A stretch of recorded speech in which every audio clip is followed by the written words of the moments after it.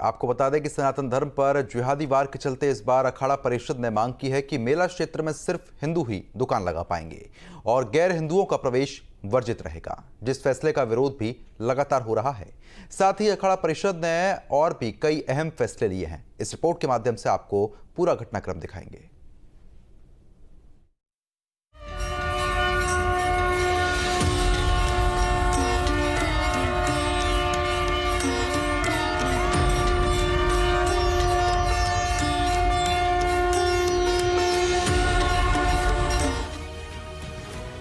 2025 महाकुंभ मेला उन लोगों के लिए बिल्कुल अलग दिख सकता है जो इससे पहले के महाकुंभ मेले में अपनी उपस्थिति दर्ज करा चुके हैं, क्योंकि बीते कुछ वर्षों में जिस तरह से सनातन धर्म को कमजोर करने के लिए एक षड्यंत्र के तहत हमले किए जा रहे हैं, उससे साफ है कि अब सनातनियों को अपने धर्म को लेकर ज्यादा सतर्कता दिखानी होगी।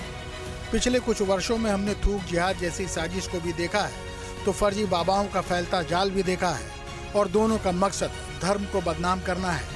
अखिल भारतीय अखाड़ा परिषद ने तय किया है कि 2025 महाकुंभ मेले में भाग लेने वाले संतों को अब कुंभ क्षेत्र में एंट्री से पहले अपना पहचान पत्र, आधार या मतदाता पहचान पत्र दिखाना होगा।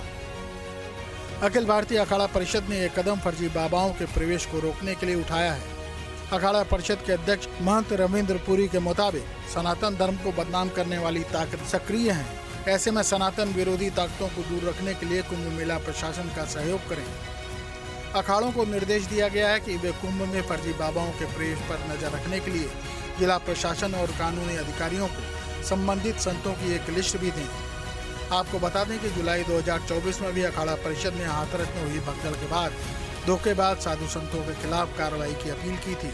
2 जुलाई 2024 में हाथरस जिले के मुगलगढ़ी में एक स्वयंभू धर्मगुरु सूरजपाल के सत्संग के दौरान भगदड़ में 121 लोगों की जान चली गई थी।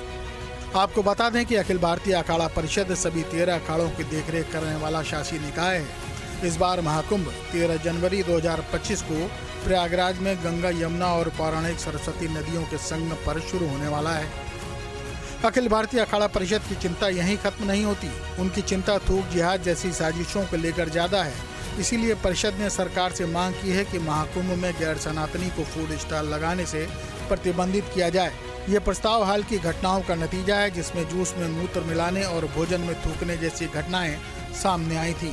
और चूंकि इस मेले में सनातनी ज्यादा होंगे, तो जिहादी मानसिकता वालों के लिए अपने नापाक मंसूबों को अंजाम देने के लिए इससे बेहतर और कोई समय नहीं हो सकता। परिषद का कहना है कि दीपावली के बाद एक औपचारिक प्रस्ताव पारित किया जाएगा और मंजूरी के लिए मुख्यमंत्री योगी आदित्यनाथ के पास भेजा जाएगा।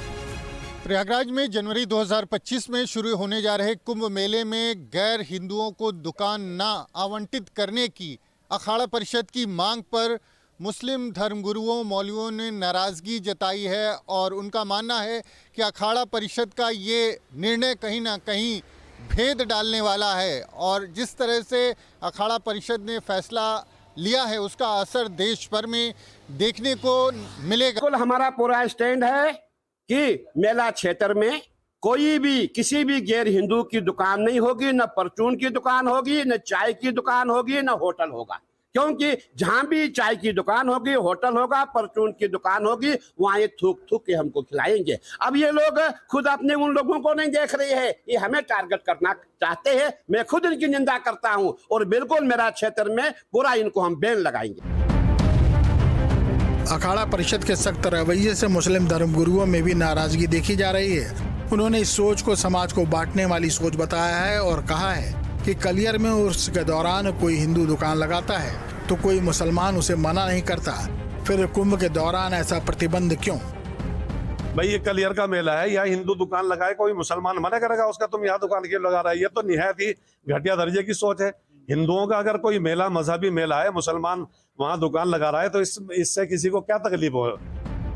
लेकिन अखाड़ा परिषद के अध्यक्ष रविंद्र पुरी कहते हैं कि पहले मुस्लिम धर्मगुरु अपने लोगों को थूक जिहाद से परहेज करने को समझाएं। आपके कहने का तात्पर्य है मैं उनकी थूक खाऊं, मैं बहुत अच्छा हूँ। वो गंदी वस्तुएं जो है खाने में मिलाएंगे, मैं वो खाऊं तो बहुत अच्छा हूँ। हमारी सोच बहुत अच्छी है, हम सनातनी है, हम जो हमारी संस्कृति है वो हमें ऐसा जो कार्य नहीं सिखाती है।